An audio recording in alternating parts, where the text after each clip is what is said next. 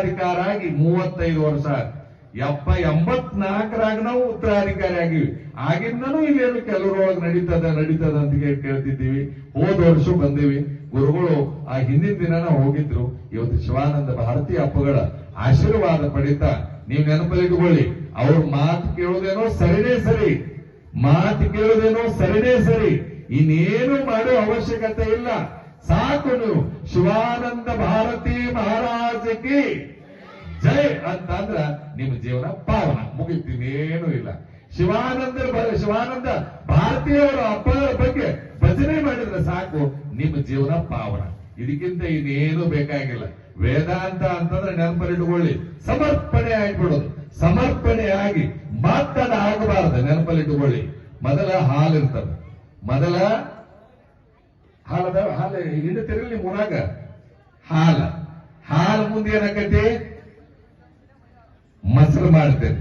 ಮೊಸರು ಕರೆದ ಮೇಲೆ ಮುಂದೆ ಏನು ಬರ್ತೈತಿ, ಕೆಲವರೊಳಗೆ ಏನ್ ತಿನ್ನ. ಭಾರತೀಯ ಅಪ್ಪಗಳು ಕೃಷ್ಣ ಪರಮಾತ್ಮ ಎಲ್ಲಾ ಕಡೆನೂ ಕಾಣಿಸ್ಕೊಳ್ತಿದ್ದಂತ.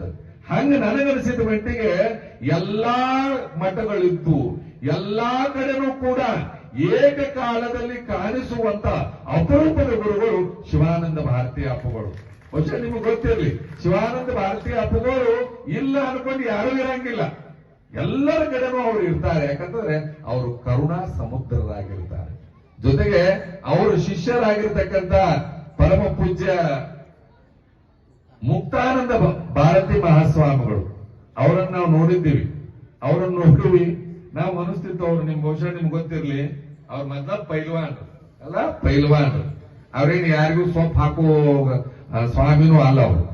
ಆಮೇಲೆ ಅವ್ರು ಕರೆಕ್ಟ್ ನನಗೆ ಅನ್ಸಾಕತ್ತದ ಹೆಂಗಂತಂದ್ರೆ, ಸದ್ಗುರು ಸಾಕಿದ್ದ ಮದ್ದಾನೆ ಬರುತ್ತಿದೆ, ಎದ್ದು ಏಳಿರಿ ನಿತ್ಯ ನಿಂದಕರೆ ಅಂತ ಹೇಳಿ ಏನು ಬರದಲ್ಲ, ಅದಕ್ಕೆ ಅನ್ವಯ ಯಾರು ಅಂತಂದ್ರೆ ಪರಮ ಪೂಜ್ಯ ಮುಕ್ತಾನಂದ ಭಾರತಿ ಮಹಾಸ್ವಾಮಿಗಳು. ಅವ್ರು ಏನಾದ್ರೂ ಅಕಸ್ಮಾತ್ ನೀವು ಅನ್ಕೊಂಡಂಗ ಅವ್ರೇನ ನೋಡಿದಂಗ ಅವ್ರೇನು ಸೌಮ್ಯ ಸ್ವಾಮಿಗಳೇನಲ್ಲ. ಯಾವಾಗೂ ಎಲ್ಲಾರ ಬಾಗುತ್ತಿದ್ರು ಅಂತಂದ್ರೆ ಒಂದೇ ಕಡೆ ಭಾಗವರು, ಅದು ಶಿವಾನಂದ ಭಾರತಿ ಅಪ್ಪಗಳಲ್ಲಿ ಮಾತ್ರ. ಯಾಕಂತಂದ್ರೆ ಒಂದ್ ಕಡೆ ಶರಣಾಗತ ಆಗಿದ್ದೀನಿ, ಗುರುವಿನ ಕಡೆ ಶರಣ ಆದ್ಮೇಲೆ ಮುಗಿದೋಯ್ತು.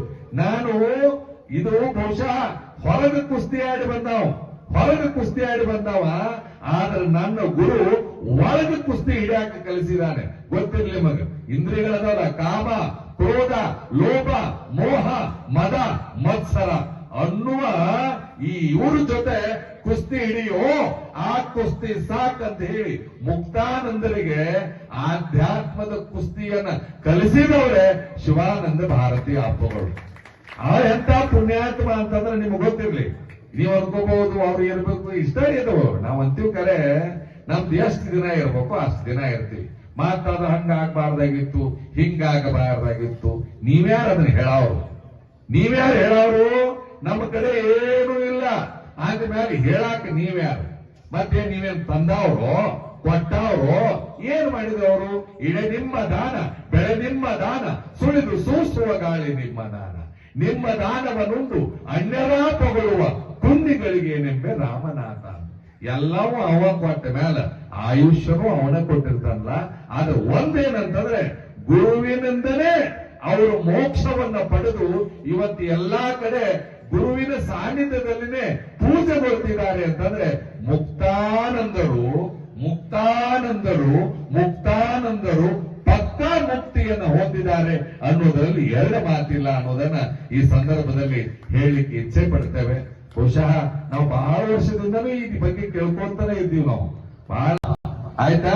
ನಾನು ನಿಮಗೆ ಕೇಳಾಕತ್ತೀನಿ, ತುಪ್ಪ ಬೆಣ್ಣೆ ಮಾಡ್ತೀರಿ, ಬೆಣ್ಣೆ ಮಾಡಕ್ಕಾಕೈತಿ ನಿಮ್ ಕಡೆಯಿಂದ? ಬೆಣ್ಣೆ ಮೊಸರು ಮಾಡಕ್ಕಾಕೈತಿ? ಮೊಸರ ಹಾಲು ಮಾಡಕ್ಕಾಕೈತಿ? ಇಲ್ಲಲ್ಲ. ಹಂಗ ಶಿವಾನಂದ ಭಾರತಿ ಅಪ್ಪುಗಳು ಅಂತಂದ್ರೆ ತುಪ್ಪ ಇದ್ದಂಗ ನೆನಪಲ್ಲಿಟ್ಟುಕೊಳ್ಳಿ.